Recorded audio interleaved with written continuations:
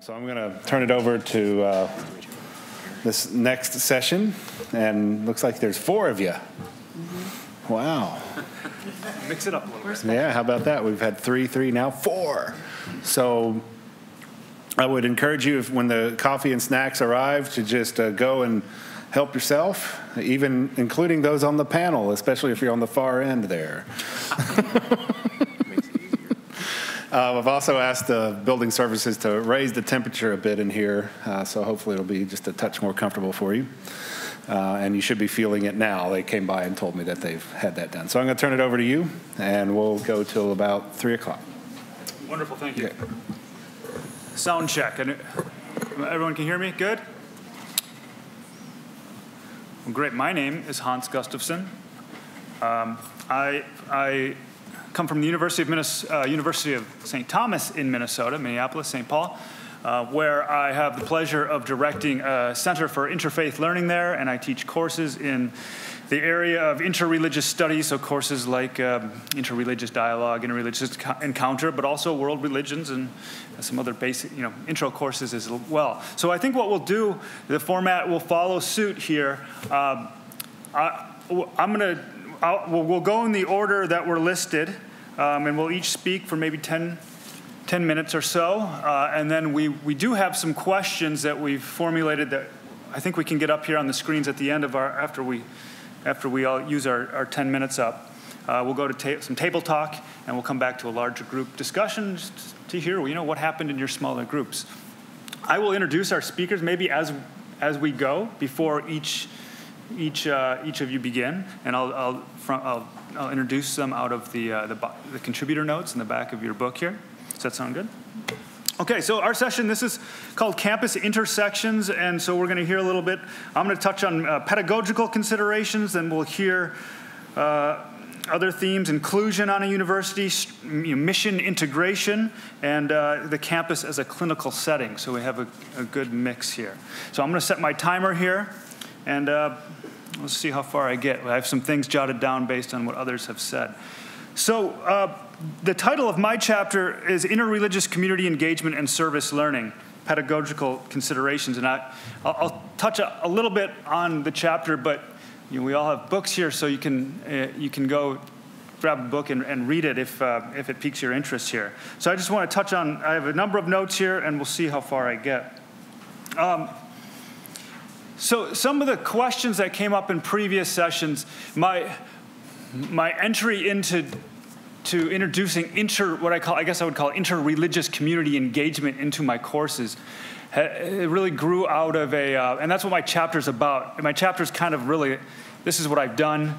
If you want to do it, maybe these are some places you can start. So it kind of reads like a how-to in a way. What motivated me to try to do this in my courses was wrestling with this balance between, I think Tim mentioned these various ways of knowing, the know what, or the know, the knowledge, which I would call just basic religious literacy that one might gain in a world religions course or whatever. And then there's know how and know who, that know how, that practical knowledge, the pronesis that, Aristotle talks about. And so I wrestled. When I first started teaching interreligious dialogue, I didn't include any or very, very little religious literacy or just, basic readings on world religious traditions. And what I found, which you probably suspect for many of us, that my students knew next to nothing about world religions, especially including their own traditions. They knew very little. So I realized we need to do some work here, some at least basic religious literacy, if we're going to be in a position to do some interreligious dialogue and engagement. And so I've added a little bit of that in. I've wavered from going to too much of that at the expense of taking out some of the other pieces, and now I've come back. And now I've been wrestling with how then do, that question that grew out of the previous session of, how to develop the ears to hear or develop empathy. That's a question that's really challenged me in the past, year or two. And I'm trying to figure out how to do that. So it's one thing to teach my students about, Hinduism through textbooks and theory, but it's another thing altogether for them to go out into the community and to experience lived Hinduism in the community in Minnesota, sometimes in rural Minnesota. And so that's what has motivated me to try to incorporate not only getting out of the classroom, but doing interreligious, I guess what used to be called, at least on my campus, service learning, what we're calling community engagement. And part of, I don't know what your institution is calling it these days, but part of that move, at least from what I understand, is to move away from a more, I don't know, giver-receiver relationship to where you're swooping in and providing some kind of messianic, resources to these nonprofits that certainly would do just fine without us. Moving away from that to simply being present, observing, learning, and engaging. So I use that language quite broadly, community engagement. It might entail, yes, site visits. A lot of professors use site visits, but getting a little deeper than that. It's one thing just to swoop in on a religious house of worship, or to visit the synagogue or the Hindu mandir on a weekend, but it's another thing to go there time and time again and to develop relationships over the course of a semester, over the course of the year. So the latter, I would consider engagement, some level of commitment beyond just a few hours or a day. So that's what's motivated me to do interreligious service learning and community engagement. And so probably the most important question as I started to think about this, I had used service learning and I had used community engagement in courses before, courses that didn't emphasize interreligious engagement. And so there's a wealth of resources out there on pedagogical theory on community engagement. And what I found was there isn't a ton. There might be some. Maybe I just haven't found it. There isn't a lot on intentionally interreligious service or interreligious engagement. And so I've kind of developed it in a way, in a way that I think works well. But it's a process. It's an experiment, and I tell my students that so they know going in that, we might think. We might have an idea of what this looks like, but it might be very, very different when we get to the end of the semester. So they have some degree of flexibility, hopefully, built in. Probably the most important question I asked myself when I started to think about how to do this was, what makes community engagement interreligious? Or I had to develop, yes, my student learning outcomes and my teaching goals, but there's community engagement, and then there's interreligious community engagement.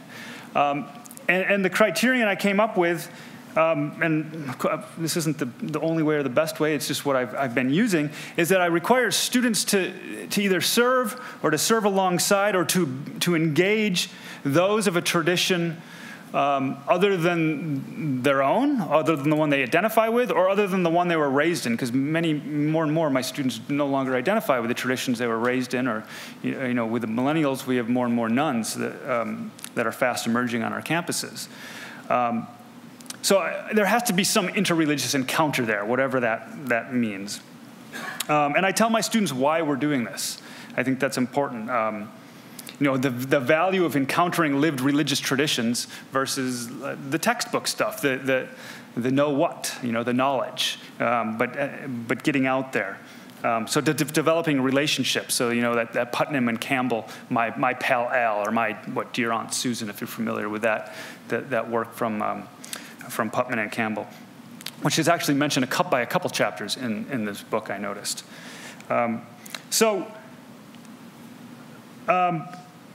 Some examples of community partners.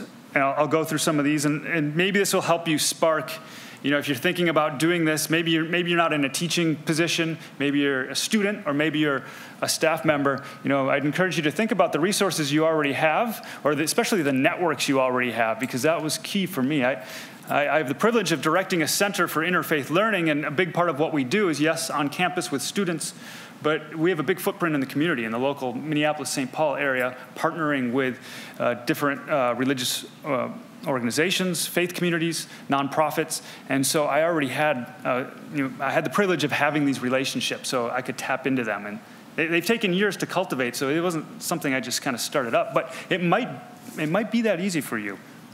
So some of the community partners I use. So these are places that my students will go in and and work with or participate in their programming. So one example is a Jewish senior living facility where most of the residents, the senior residents, are Jewish, and usually very, very few of my students are Jewish.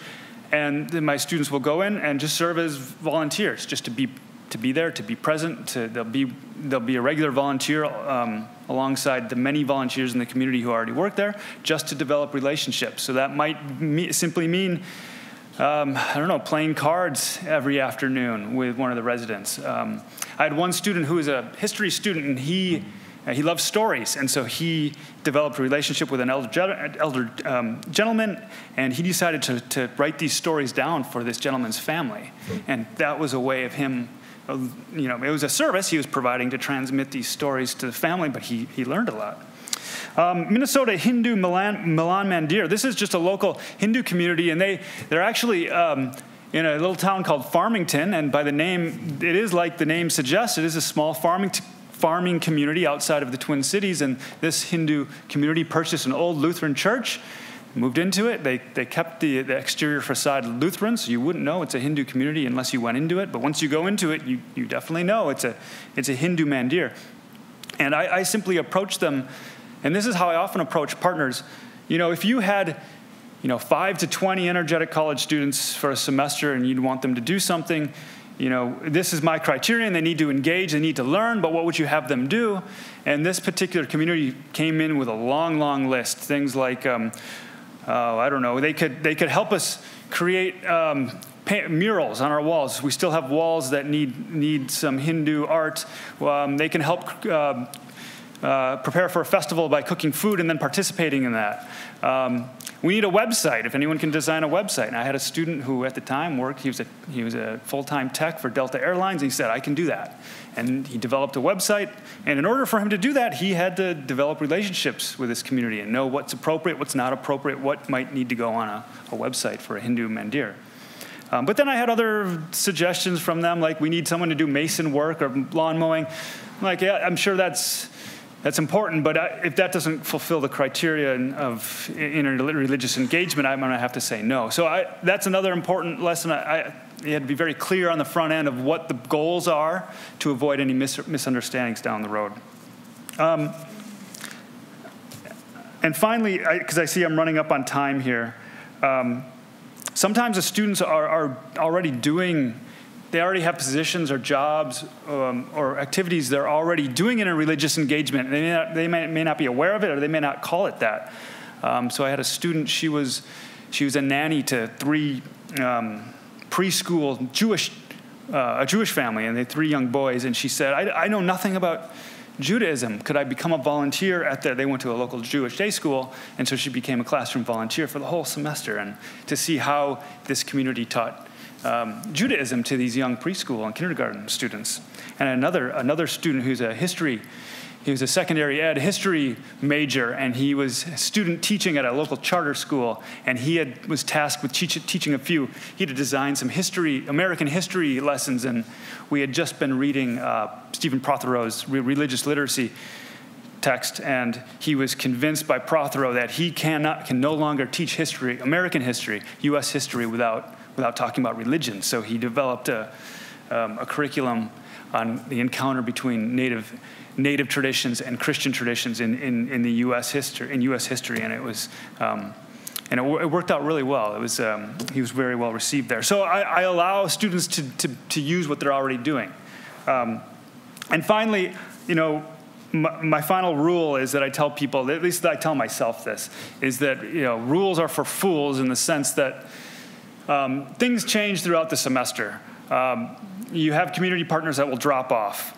They'll stop responding to your student, or I had one community partner. They just lost funding in the middle of the semester, and they had to close the doors, and so I had students just left halfway through their placement. So you got to be able to shift gears and find something that's going to fit, the teaching goals of your course, and without causing too much stress on you. So build that in on the front end, so you're able to, maneuver easily to help students find new placements. And I like to think it's a good lesson for the so-called real world when they go off and work in teams and projects where people retire or move on to different positions or just simply drop out. They need to be flexible. So it's in this experiment. So I tell the students that so they're prepared for it. I say it over and over again. What I do find is that you may not know what's going to happen, like I said, going into it, but something good does come out of it, and there is some real lived interreligious engagement, which meets my teaching goals. So I'd love to hear. I know some of you are doing this, and I have a lot to learn in this area. So I look forward to hearing from you. I'm gonna move on though, in the interest of time. So let me introduce you to my left here, Gladys Childs, and she co-wrote her chapter with Dennis Hall on spiritual diversity and mindfulness. And Gladys serves as chair of the Religion, Humanities, and Interdisciplinary Studies Department and as a chaplain at Texas Wesleyan University in Fort Worth. She has been at Texas Wesleyan for 16 years. She's an ordained elder in the Central Texas Conference of the United Methodist Church, and she is also the children's and women's group minister at Life Point United Methodist Church in Hazlet, Texas. She's also a speaker and consultant and works with many organizations, leading retreats and educational seminars. So she wears a lot of hats. So welcome.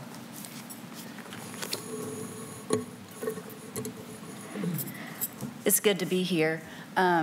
Our chapter was on spiritual diversity and mindfulness, a pathway to inclusion on a university campus. And I was just going to give you a little bit of background about myself and Dennis Hall and our campus so you can understand the environment that we work in and how we look at interfaith work and spirituality on campus. So I grew up in a non-religious home, and I started going to church as a teenager to a Southern Baptist church, and then I later on became United Methodist. And Dennis Hall grew up in a non-religious home, and he is still non-religious. And despite our differences and perspectives, we work great together. And Dennis Hall happens to be the vice president of student affairs and the dean of students at Texas Wesleyan. And we're, both of us, from the chaplain's office and from the dean of students' perspectives, we work very well together because we both love students, and we see the need to help students holistically, both religious and non-religious students, to learn and to grow, and just help them to be better human beings no matter where they are. And our chapter focused on the various aspects that come into play when considering how do you develop interfaith milieus on campus, and we really focused on mindfulness, and I'll give you a definition of mindfulness, the definition we work from, and interfaith a little bit later on. But in our own ways, through our own departments, we worked to try to teach students about the ideas of mindfulness and how important it is to really think through that, and how important it is to consider different faith perspectives or non-faith perspectives. And we just feel that interfaith programming and awareness is critical in everything that we do from both of our divisions. In terms of our campus, we're almost 50% Hispanic. We have students from all around the world. We have Christians, Muslims, Buddhists, Hindu, Wiccan, agnostic, atheist. It just runs the gamut. Ibu Patel, when he was at our campus, he said, "Your campus is probably one of the most diverse campuses I've ever met." In fact, I have taught classes where I'm the only Caucasian in the room. And then in my hat as the chaplain, I have students who won't come to the programming because I'm a woman. I have other students who won't come to programming because they tell me that I'm a whacked out liberal. But then I have other students who won't come because I'm a whacked out fundamentalist. And I always find that interesting because how can I be both? But maybe that's because I'm Methodist, so maybe that's how I'm able to be liberal and fundamentalist at the same time. And then our professors run the gamut from religiously conservative to being vehemently against religion in any form. So with that in mind, it can be difficult on our campus to try to bridge the gap, and we've worked together, like, how do we do this and how do we maneuver it? And our main goal, and this is what we wrote in the chapter, and I'm just gonna read it to you, is to engage students intentionally and with mindfulness to help students progress from a state of diversity into a state of inclusiveness. And then on page 174 is where we define interfaith and mindfulness. And our definition of interfaith is individuals of various faith and non-religious backgrounds fully standing in and living out their beliefs while seeking to learn from religious perspectives different than their own. And then our definition of mindfulness, the ability to focus on one's thoughts, feelings, and perceptions of moments in an emotionally non-reactive manner. And I'll repeat that one again. The ability to focus on one's thoughts, feelings, and perceptions of moments in an emotionally non-reactive manner.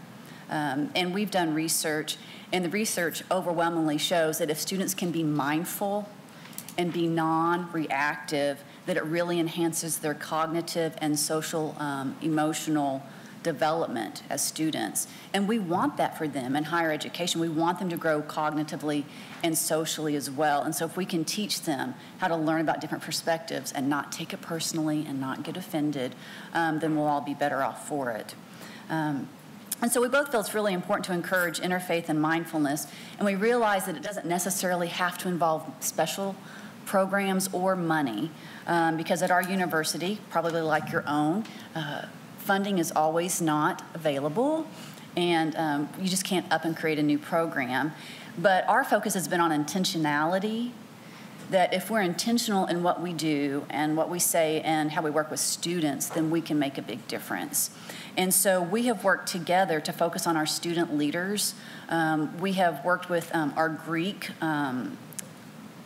life leadership, so our fraternities and sororities.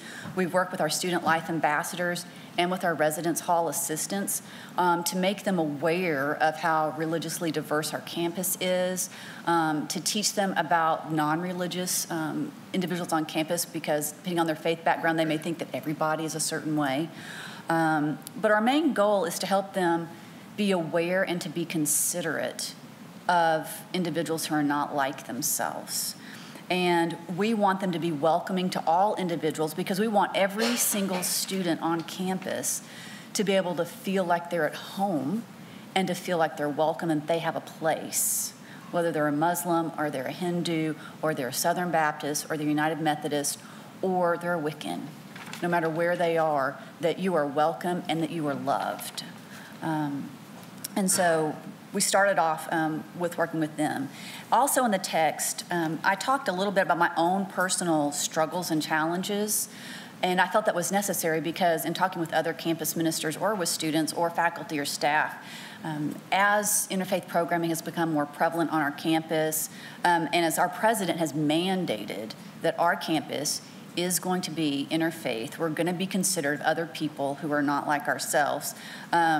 How do you do that if you are from a particular faith background? So in the book I talk about this because when I first started engaging in interfaith work, it was in my second seminary degree, and unfortunately my experiences were very negative. The professors told me very clearly that if you're going to engage in interfaith work, then you need to downplay your Christian faith, or you just need to negate it completely. And then in some other interactions with other individuals, the same thing was happening. So when the mandate comes, on campus that we need to do this, and then I become the chaplain again, I was just teaching, and then I become the chaplain. I've got to work on interfaith. I've got to be really hospitable, and I was struggling with that because my previous experiences have been very negative. And so it really took me a year and a half of going to interfaith conferences, a lot of IFYC things, talking with various individuals to come to a place of peace where how can I still be a Christian, be United Methodist, but be truly engaging and truly welcoming of other individuals, no matter what their background is. And for me, I happened to go to the Academy for Spiritual Faith Formation, and if you're United Methodist, you may be aware of that. If not, I can talk to you later about it. But I went there and I spent a week, and it just so happened that the entire week was focused on the idea of hospitality and how can you be hospitable. And Amy Oden, some of you may know her, she's a professor at St. Paul's School of Theology. She discussed the idea of being a stranger and what does it mean to be a stranger. And I'm just going to quote what she said. she said when I was there, to be a stranger is a universal human experience and one in which there is vulnerability. And I'll say it again. To be a stranger is a universal human experience and one in which there is vulnerability. And then she went on to say, she asked us 2 questions, which we had to think about for a whole hour in silence by ourselves. What are the risks you are willing to take to welcome the other? And then what are the risks that you want to be willing to take to welcome a stranger? So I spent a whole hour thinking about these 2 questions, and I realized at the end of the hour, I didn't want to be hospitable because of my previous interactions of interfaith. My early formation time, unfortunately, was so negative. Starting in seminary, I was like, I don't care about this stuff. But I realized I can't because I really do love students. I want my Muslim student to be happy here. A lot of them are away from their home countries. I want them to be happy here in Texas Wesleyan. And so how do I go about doing that? And so over an hour, I just agonized and debated with myself and with God over it. And then I finally came to realize that once I realized I don't want to be hospitable, that's what really set me free. And then I continued to work through that throughout the week. And then I realized, well, you know, if I can just come to what are my non-negotiables as a Christian, if I know what my non-negotiables are, then I can let go of everything else and work with everybody. And so for me, it came down to the non-negotiables of my faith are whether people naively or on purpose are maligning what I consider to be the truths of the Christian faith. If people are doing that naively or on purpose, then I'm going to stand up and say, okay, that's a no-go. Or as a chaplain, if people get upset that we have a Christian chapel service, I'm going to say, I'm sorry, we're a United Methodist affiliated institution. We're going to have a Christian chapel service. But however, since I'm the chaplain, we're also going to have an interfaith program because I have people who get upset with me because we have interfaith programming. I'm like, oh no, we are. And I don't care who you are. You don't have to be religious. You can just come and hang out and eat and not even listen to what we talk about. You're just welcome to come. And so that helped me, and I hope that it helps some of you if you're in that struggle. And some of the other things we talked about in our chapter that we figured that we really needed to consider and which we are still struggling and working through are we're working on a religious holy days calendar. We don't have one at all, but we are working on it.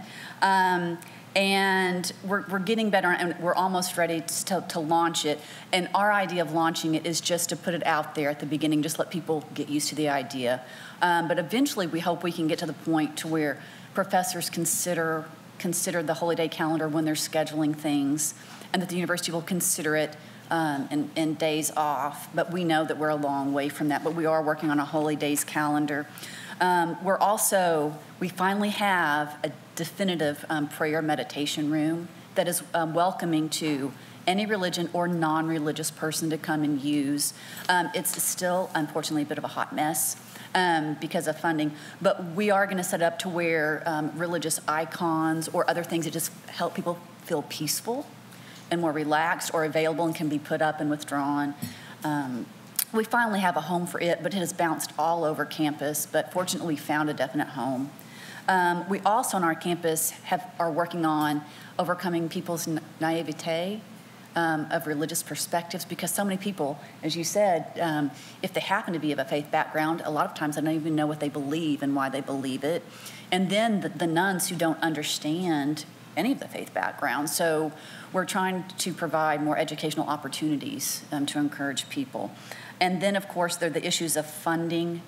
But then, not only from our perspectives, but getting administration and staff members and other faculty members who aren't invested necessarily in faith or spirituality of the students, how do we get them involved?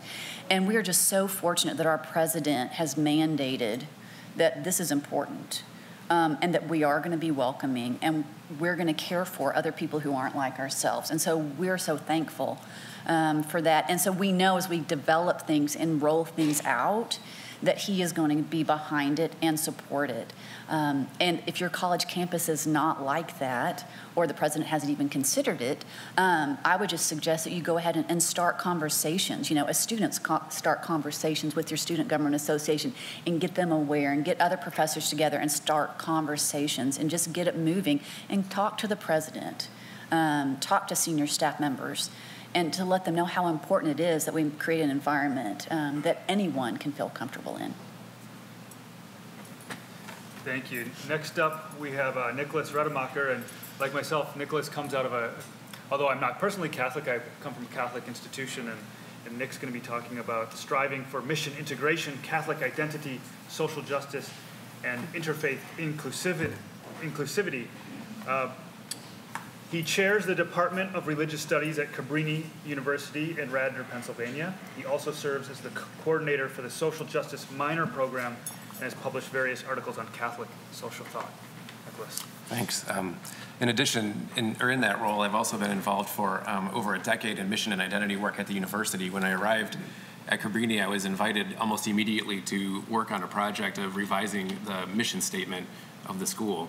And since then, I've been involved in a number of initiatives around helping to clarify what it means for us to be a Catholic institution that welcomes learners of all faiths, cultures, and backgrounds. It's remarkable in some ways to listen to what you're saying about your school, Gladys, because I hear so many resonances, even though in different traditions. So it is a small Catholic liberal arts college. It's just outside of Pennsylvania, so it's in the Northeast. Context matters. There aren't the religious affiliation and church attendance is not the same as it is in other parts of the country. It's very low. And so these are the students who appear in our classrooms, or in my classrooms and my colleagues' classrooms. One of the things that we've been very actively doing, again, since I arrived there in about 2006 or 2007, is to actively interrogate the meaning and significance of our mission and identity as a Catholic institution. And one of the fundamental questions that's emerging from our interfaith work at this faith-based institution is, what is the future of the particular faith tradition at a religious-sponsored institution like my own in light of the acknowledged and celebrated religious pluralism there? The question really has to do with whether this institutional identification with a religious tradition is a relic of the past, an integral part of the mission and identity of such institutions today and in the future, or is there some other direction that this can take? And so I've been interested in listening to these conversations here, those of you who are coming from Methodist institutions, to hear how you're grappling with that question.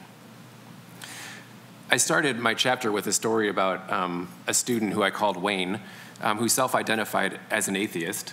And at one point during a class he was taking with me called Faith and Justice, he came to me and told me that he was afraid to come out as such to his counterparts in the classroom. He didn't want to tell them that he didn't believe in God or that God existed.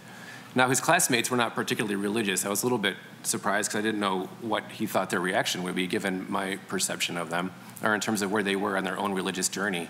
They certainly were not religious literacy or literate, and I would say that more or less they sort of had the general characteristics of moral therapeutic deism, if they believed in anything at all. And so the interfaith pedagogy of the course provided a context for him and the other students to enter into conversation.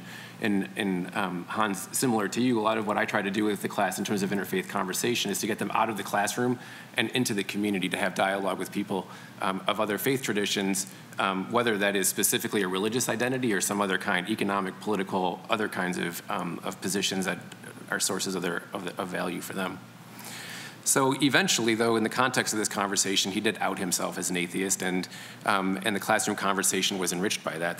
There were a couple of students who may have sort of gasped in the sense that they didn't know that someone might not believe that God existed, but generally it wasn't a major problem. So the chapter that I've included there it really extrapolates out of Wayne's experience to the broader campus community to chart the ways in which our university has cultivated an interfaith culture that facilitates the kind of dialogue that transpired in our class. And I chart this journey, which has really gone hand in hand with resources from the Interfaith Youth Corps going back almost a decade. And so we like to think of ourselves as being a fairly rich interfaith campus, interfaith cultural campus, but I'm not so sure.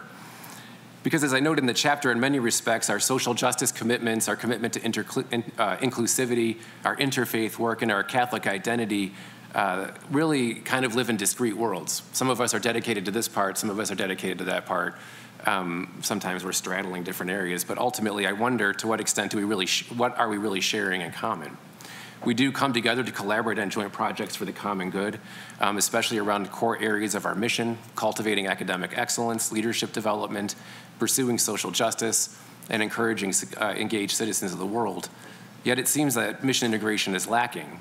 We are definitely doing the mission. And one of the questions that I wonder is, does it matter whether the mission is integrated around a particular religious tradition? So we call ourselves a Catholic institution. What does that mean for the work that we're doing?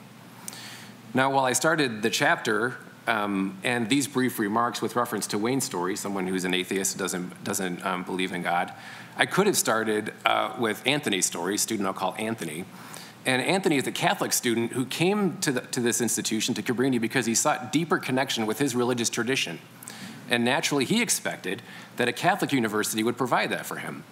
And frankly, he has found very little by way of introduction to or sustained development of his life in that tradition. In conversation with him, and interesting, other students are coming forward and talking with me about this, they're coming and sharing similar concerns. Now, in our conversation, we'll discuss, and I'll talk to them about how our interfaith commitments, our social justice initiatives, and the inclusivity that the campus so, I think, beautifully expresses are expressions of the university's Catholic identity. But again, is it explicit enough that that is really being communicated, that somehow it's related to each other? And then the question that I'm going to keep coming back to is, does it matter? So as in the chapter in the intersections volume with Wayne, I discuss with these students paragons of the integrating dimension of the tradition, figures like Dorothy Day and Thomas Merton. One of the things that I talk about with respect to Dorothy Day in that chapter is her struggle with what she refers to as the secular mind or secular faith.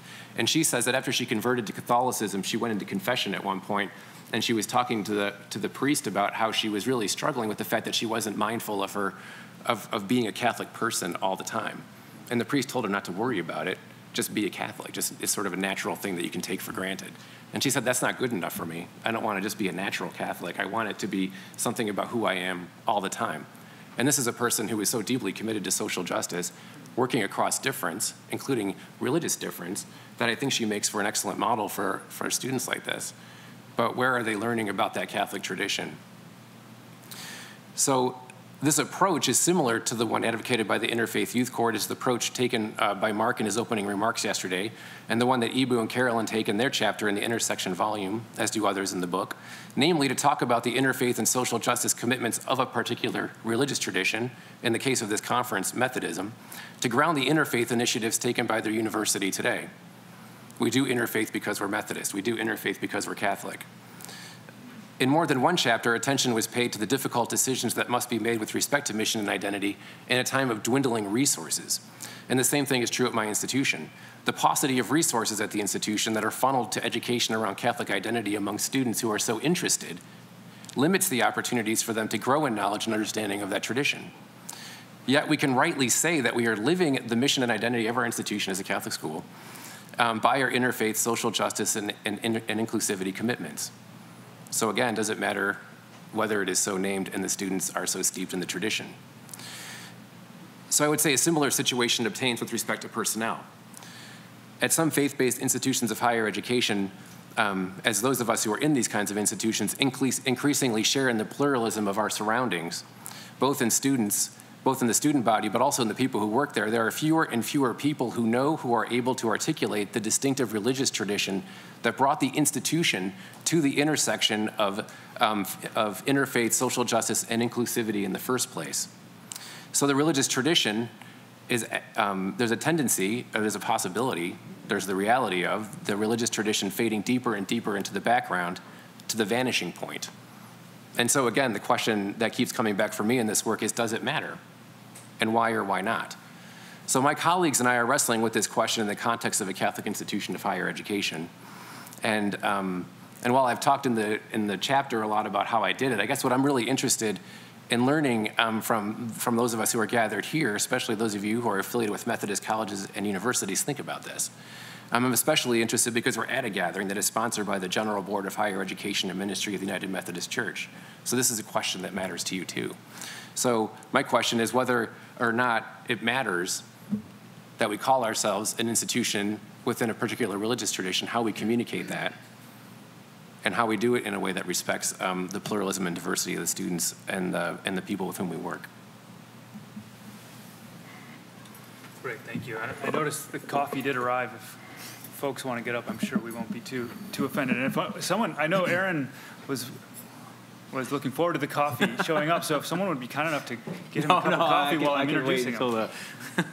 I'm thinking of the doctor's joke earlier about falling asleep during my own talk. Well, maybe but we want I'll to be see able that. to make it.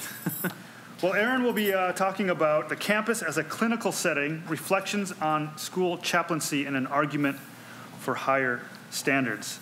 Aaron Twitchell is a teacher and school chaplain at the Pennington School, a United Methodist-affiliated day boarding school in central New Jersey, which has been around since 1838. He's a graduate of Seattle University and Princeton Seminary. He's an ordained teaching elder in the Presbyterian Church USA, and a board-certified clinical chaplain with the College of Pastoral Supervision and Psychotherapy. He's led several national workshops on the spiritual care of adolescents in independent schools. We look forward to learning from him presently. Thank you so much. Wow. Excuse me. Thank you. I think what I would like to do as I begin is something that often goes against ideas and principles of public speaking, which is to, when you ask the audience a question and have them sit with it, and then you try to talk, because oftentimes then they're thinking of what they would do, or they're thinking of their answers, and you're trying to make your points. But I want to share that last night at dinner, the two cases that were mentioned in that talk by Ibu, and then another one that was mentioned during the question and answering part, really struck me, and they strike me as emblematic of the work that I try to do. And so I'll just let you know kind of why they matter to me so much. And the two cases were the one that Ibu lifted up for us, which was sort of what would you do? And he related the story, Mark's story, of the Iraq vet in the classroom who reacted to the call to prayer that was being played. And then he also mentioned that there was a Muslim girl in attendance, and kind of what were her thoughts, what was her reaction to the fact that the gentleman may or may not have been excused from that unit. So anyway, that whole interaction really struck me and stuck with me throughout that talk. And then at the end, so these kind of cases sort of bookended our time last night. At the end was the good nurse's story about being in the cath lab and trying to help that patient, and then the patient's husband and his statements and questions to the nurse, who in my mind was sort of playing the chaplain in a lot of ways. And while we don't know if the patient herself said anything, but I wondered that. What was the patient thinking when her husband and the nurse were kind of talking about that issue? So I bring those up because, again, that's my world, first of all. When I did my training as a clinical chaplain in a hospital setting, it was concurrent with my job as school chaplain. And I realized that here I am, I'd served two campuses of the same hospital system. One was a level 1 trauma center, and so I worked with families and victims of gunshots and stabbings and neurological illnesses, those kinds of things, and then more of a community hospital. And I thought, these are people in crises in a lot of ways, patients in crises and their families. And then it struck me, what is adolescence if not a prolonged period of crises? And so I started to think about how I could translate what I was learning in my clinical training to my campus setting. So that's where my ideas came from, where the material that I wrote about in my chapter came from. And of course, the work is inherently interfaith. At the hospital, you have people from all different religious backgrounds and none. And so you have to learn how to serve those people where they are and determine what they need and how you might walk with them. The comment yesterday from, I think Naomi is her name, and I don't know if she's here today. Okay. But, she spoke of what is the substance that we all are. And we are all made from the same substance in some way, which to me spoke about the essence of pastoral care and chaplaincy. Because at the hospital and in interfaith work, when we're talking about getting down to the moments of life and death, and or of other significant emotional crises, you're caring for that substance in a lot of ways. And so the work is inherently interfaith, because I think. Won't speak for her, but what I heard in some ways was that maybe that substance is either deeper than or transcends somehow the religious boundaries and the interfaith lines that we are kind of thinking about today and at this conference. I'll move forward by saying that the other thing that really struck me was the quote that was attributed to Tony Campolo's wife, I believe. And Ibu Patel said that the quote is, "I would rather be wrong in the head and right in the heart every time." So I also thought a lot about that, because in my chapter I talk about the importance of a lot of good training when it comes to school chaplaincy. And when I say school chaplaincy, I am mainly talking about settings that are more like mine in the sense of secondary school. So I serve students grades 6 through 12. But whether or not that applies to higher education settings, I think I'll leave that up to our conversations. But the reason why that quote stuck with me is because one of the things that I learned so early on was that my heart was in the right place a lot of the time. And my desires to care for and serve the people that I was encountering, I thought came from my heart and were good. But good training and education is what I think ensures that we are maybe right in the brain too, and right in our minds when we are trying to serve people in these very difficult moments. And so, not that I disagree with that quote. I don't think you don't need to agree or disagree with it. But I thought that it highlighted, perhaps unintentionally, why I think training is so important when it comes to the kinds of relationships that I find myself in. Because, again, my heart was in the right place. I needed a lot of training and education so that I could serve the people that I'm working with well. So that's what frames the work that I do on my campus. And I want to just give a couple of examples of trying to have both the heart and the mind in the right place as we're serving individuals in times of dire need, no matter what faith they say they belong to, if any. So to me, the value of clinical training, which is what I talk about in my chapter, the value comes because when sort of this whole universe of belief and spiritual ideas and traditions and personal histories, when those all come into focus in the moment of pastoral care, what training and education does for the chaplain is show that person that it's not just all of those things, beliefs, traditions, faith, and stories, and experiences. Those don't all come into focus just for the person that you are serving. They also come into focus and into play for the care provider. And to me, that is one of the things that is so important about training and education, is understanding what it means to be who you are in the relationship of pastoral care.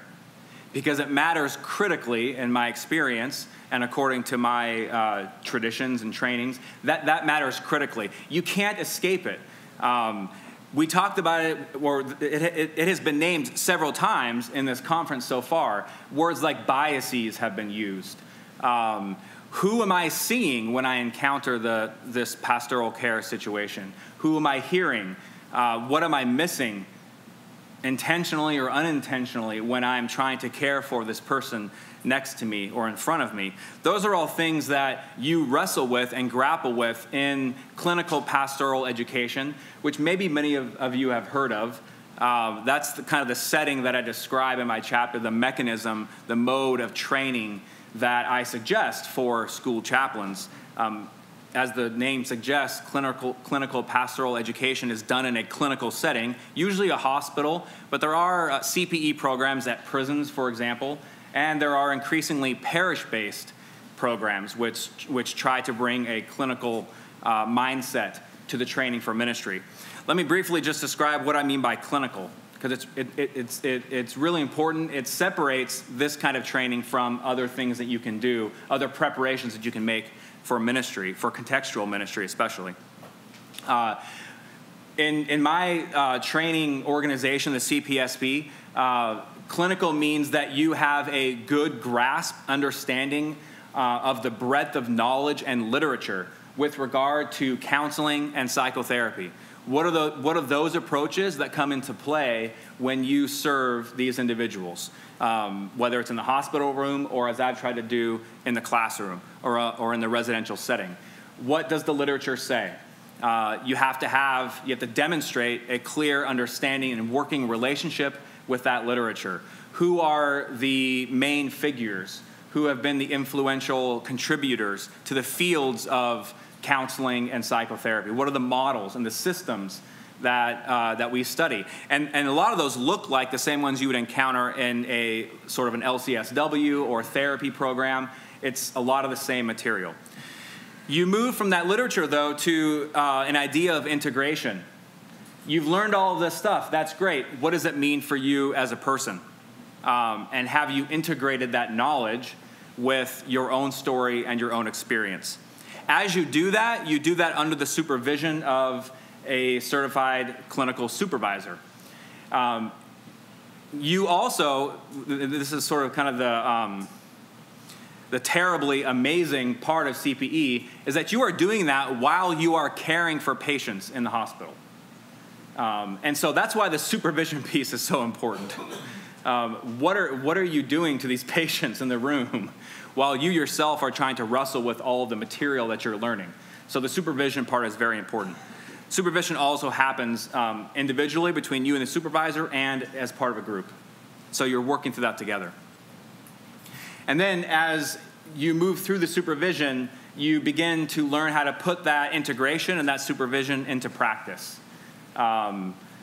So how can you, based on who you are and your experiences and your stories and your personality, how can you put all of the knowledge and material that you've learned, the way that you've integrated that into yourself and into your setting, how can you then put that into practice in order to care for the individuals that you're serving? In a few minutes, when we get to our version of the table talk that we've put together, maybe just to give you a little bit more insight into how this all works for me in my setting as a school chaplain that tries to integrate clinical practice. When I was thinking about those cases, I thought a lot about, it's not as much what would I do in that setting. Take, for example, the classroom setting with the war veteran and the Muslim girl, as it was described. It's not just what would I do, but what's going on there? What's going on for the Iraqi vet in his heart and in his mind and his spirit? What's going on for the girl? What are the relationships that are present there in that setting? And I wrote down a few things that I wondered about with regard to these relationships. The veteran has a relationship to his PTSD diagnosis. What is his relationship to it? Is he angry about it? Is he in denial of it, even though in the story he says, my doctor has diagnosed this? But what is his relationship to it? What was it like for him before the war? Who was he at that point? And what kind of interaction would he have had with his Muslim classmate before the war, before his diagnosis? The girl has a relationship to her religion. She has a relationship to her classmate and to the teacher. She now has a relationship to his diagnosis. What does that mean for her? The teacher, of course, has myriad relationships in this setting. He has a relationship to the vet. He has a relationship with the girl. He has a relationship to himself and his own experience of his own religion and traditions and of what's going on. He has a relationship to the situation. He has a relationship to the material he's trying to cover. He has a relationship to the institution in which this is all happening. Does he have concerns with regard to that setting? And he has a relationship to the triangle that has now formed, of which he is now a part. And one thing I noticed was that the girl occupied a certain part of the triangle, and I'll close by just sort of relating to the fact that I think that those two cases have a lot of similarities. They have a lot of similarities. I jotted down here that the vet and the husband, so the Iraqi vet and then the husband at the end that the nurse described, I found some similarities in sort of their positions. And by the way, I'm putting my cards on the table with respect to my biases. And you'll hear them when I describe now how I aligned these participants. So the vet and the husband were sort of set up in some ways, in some of our minds, as antagonists in this whole milieu, right? But I think we also would say, in some complicated way, that the vet has some significant spiritual pain, emotional pain that he's dealing with. And I imagine that some of us attributed the same to the husband in that situation. Well, what would make him so angry about gay marriage? There must be something going on for him in his mind and his experiences that he would be so angry about this. Maybe some fear going on for both of those individuals. The girl in the classroom and the patient, in some ways, I had aligned in my own mind, right? I saw the girl as sort of occupying kind of the third part of the triangle there. Even though in the story she had some kind of a voice when she said something like, well, why does he get to be excused for the unit? I sort of aligned her kind of in a larger setting of the people of Iraq lacking a voice in some way, and her lacking a voice in that whole situation. And also the patient in the nurse's scenario, we didn't hear from her as it was described, right? And so I sort of kind of wondered how they sort of occupy a similar place in this case as I was trying to view it. And then, of course, the teacher and the nurse were occupying, for me, some kind of a chaplaincy role. They were both trying to hold all the pain in these encounters and trying to make sense of who they were in this triangle, how can they hold all of this while still trying to accomplish something. I mean, for God's sakes, the nurse, did we hear that the nurse was trying to hold the groin of the patient while she was listening to all of this stuff going on? So a very sort of physical manifestation of the work of the chaplain, which is to literally hold the pain of the patient as kind of all these other things were going on. And I sort of saw the teacher in a similar place. He's now a container for the anger and the frustration and the feeling of being silenced and the emotions and the fear of all of those participants. And so what did that mean for those individuals? So I think that's kind of how I just wanted to frame what I try to say in my chapter is the way that I view the chaplaincy relationship. And in the end, what I think and feel strongly about is that it takes a lot of ongoing work and training and education to be able to be the kind of container that I want to be for the people that I serve.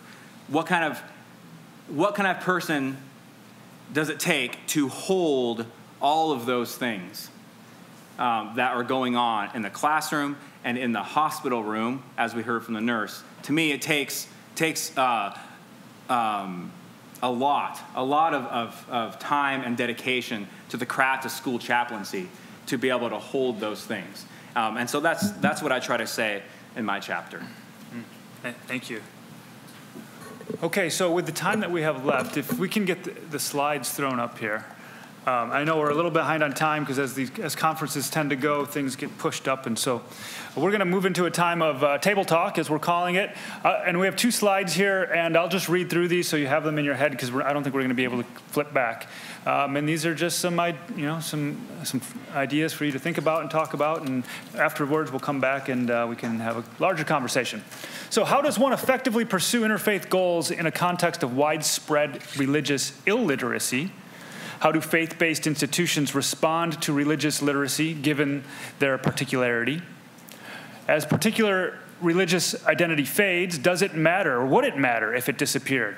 Next slide, please. What obstacles are most present in getting students, staff, and faculty involved in or even to care about interreligious engagement at your institution? If to be a stranger is a universal experience and one in which there is vulnerability, what are the risks you are willing to take to welcome the other? What are the risks you want to be willing to take to welcome the stranger? Before the what would you do of the 2 cases from dinner last night, the Iraq vet and nurse's encounter in the cath lab, And drawing on your own experience, how would you go about determining where the needs are? Could you hold the vet's fear and anger and the girl's pain and frustration? Could you hold the husband's fear and anger and the patient's pain and anxiety? What would be going on for you? Good luck.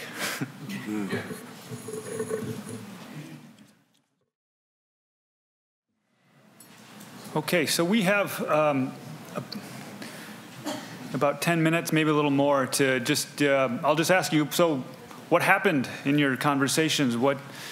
I guess at this point it's just open conversation, comments, questions, responses. We can answer your questions or question your answers, or...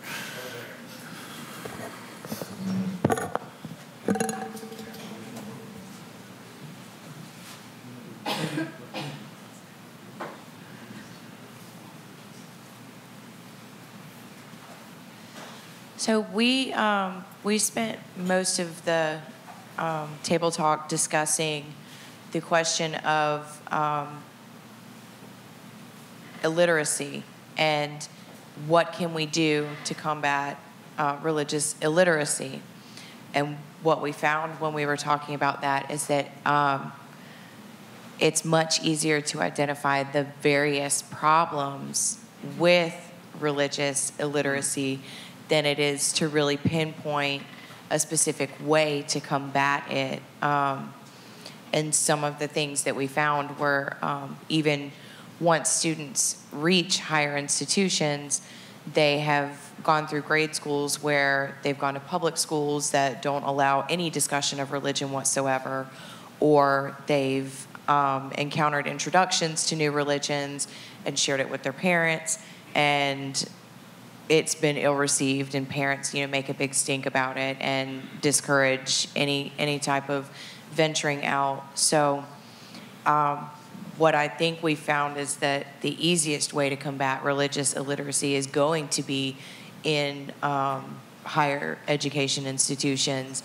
because this is going to be really the first opportunity that adolescents are able to explore their freedom without parental influence or discouragement from trying to break out of that religious identity.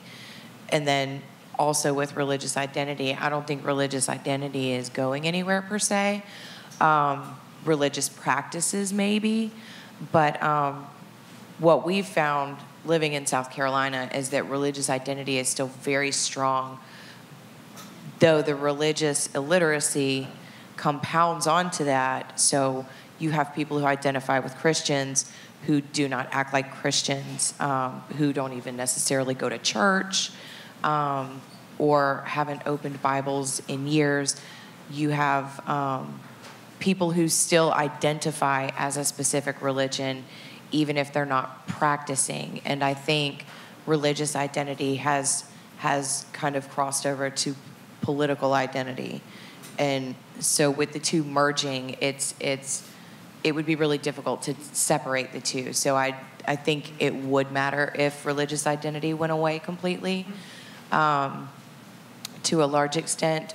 But if there was an emphasis put on religious identity to actually practicing that religion which we identify with, we would probably see some changes.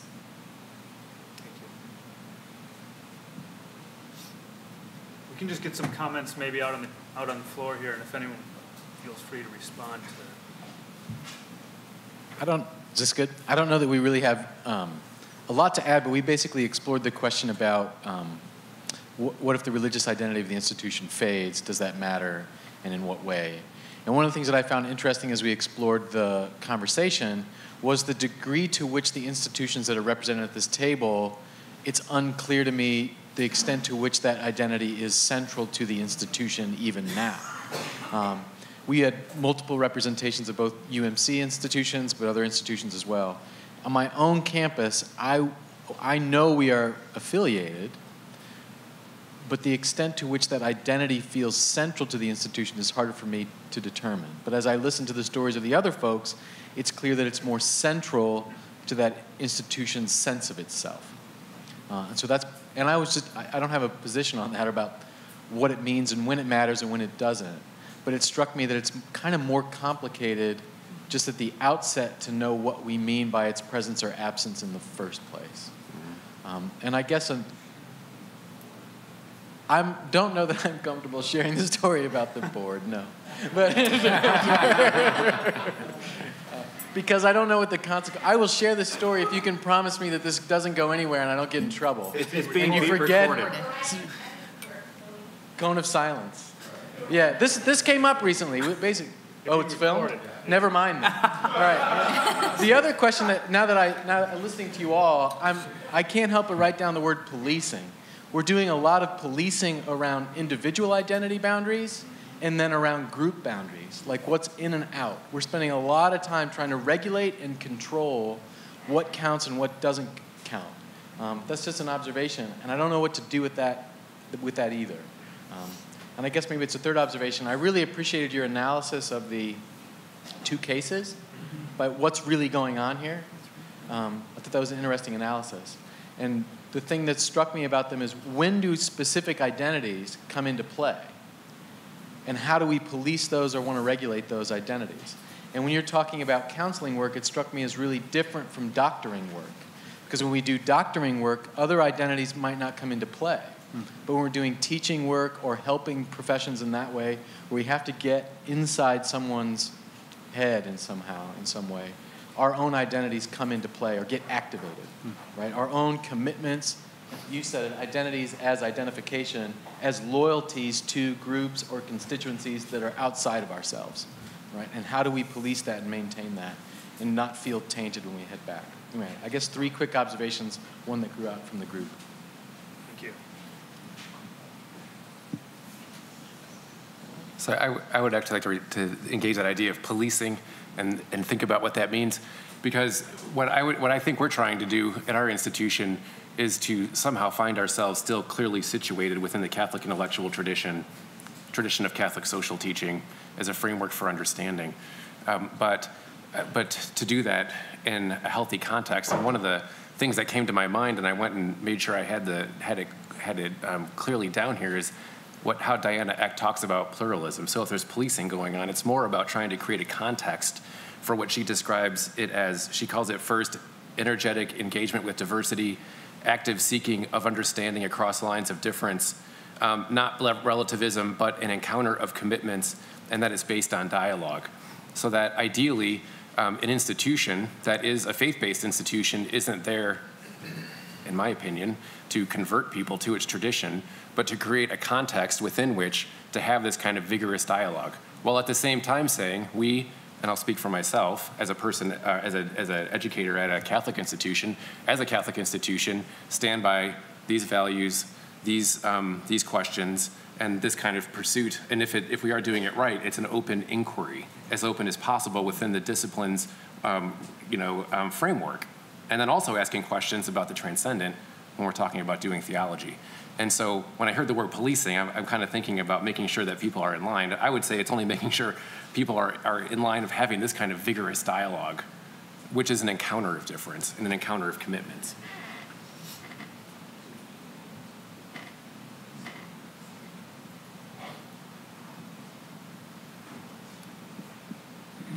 Anything else? Yeah. Well, as we continue to be concerned about our identities in terms of religious or spiritual identities, which are separate in some ways, but could we, or I'd like to hear your comments on this, could we place that in the context, particularly of the larger American context, that the reaction or I would say reaction to multiculturalism, if anybody remembers that big debate, was that let's drop the hyphen, let's just call ourselves American, we don't need to study this history or this experience or that experience, and that perhaps one of the unintended consequences could be, if you could respond to that, that affected our religious notions or understanding of ourselves.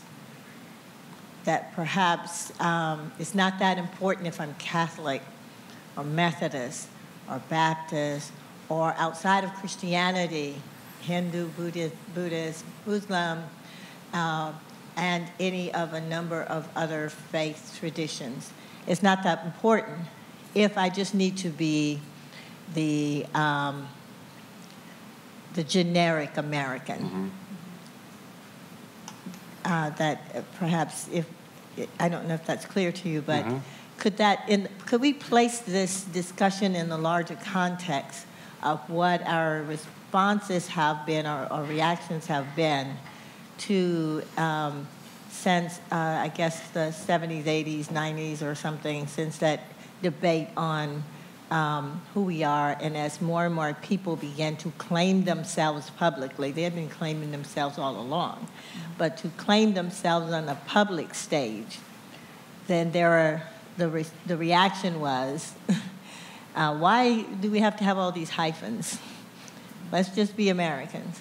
And then again, the unintended consequence could be that on religion, that I'm not anything in particular, and I'll just leave it with that in my school where many of the, if not most of the students would have come from homes where somebody practiced, mostly either Catholic or Protestant Christian faith. Many of the students, most of the students in my classes cannot tell you what their belief system is. In a historically black college where the chapel is sitting right there, and even in the public black colleges, they make no secret about, from the top down about their faith traditions. But the students don't know anything about it. They just say, I'm non-denominational, and they don't even know what that means. So anyway, what's this? Could that be an unintended consequence of that larger response or reaction to multiculturalism? Let's get rid of the hyphen. That includes religion, too. I want to say something.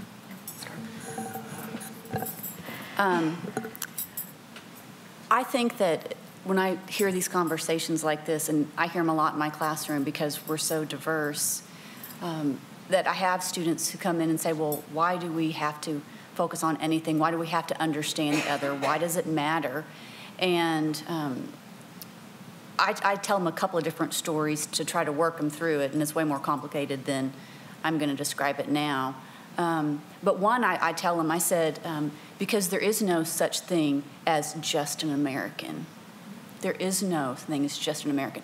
We all have biases. We all come from our own particular opinions and perspectives, how we grew up, and we cannot escape those. And so we need to understand where we come from.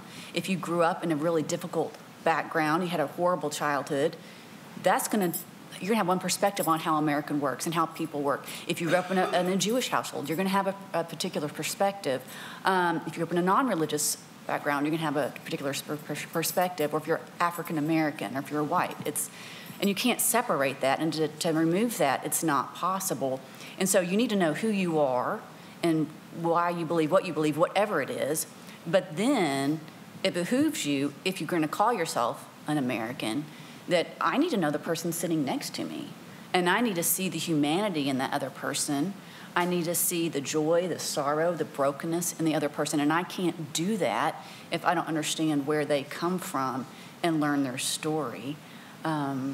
But I do think that the idea of, oh, can't we all just be the same? Then I go and I talk to them on other occasions about when we say that, then we're leaving out people who for a large period of time weren't considered American, but who have lived in this country, and their ancestors have lived in this country, but they weren't considered American. And you're asking them to, oh, just be American. But to them, they're losing who they are. And so let's talk about who's being marginalized when we use that word, who's being left out of the story. And so we discuss those things as well. But I do think it bleeds over into religion, because why can't we just all get along? All gods are the same. We all believe the same thing, anyway. And I'm like, no, we don't believe the same thing. Some things are similar, but in some realities they're very, very different. And it's okay. And we just have to talk. But I think that, I know my students have a hard time with that, and all of us do in general, because when we hear, why can't we just be American, or then it denies who we are and our own perspective, whatever that perspective may be, and it denies the perspective of the other. Well, thank you. We're at our time, so we need to make sure we're. I don't even know. The senator who said about the Middle East conflict, why can't the Jews and Muslims sit down like good Christians and work out their Yeah. On that note, let's take about a 15-minute coffee break. Thank you to our session 3 panelists and contributors.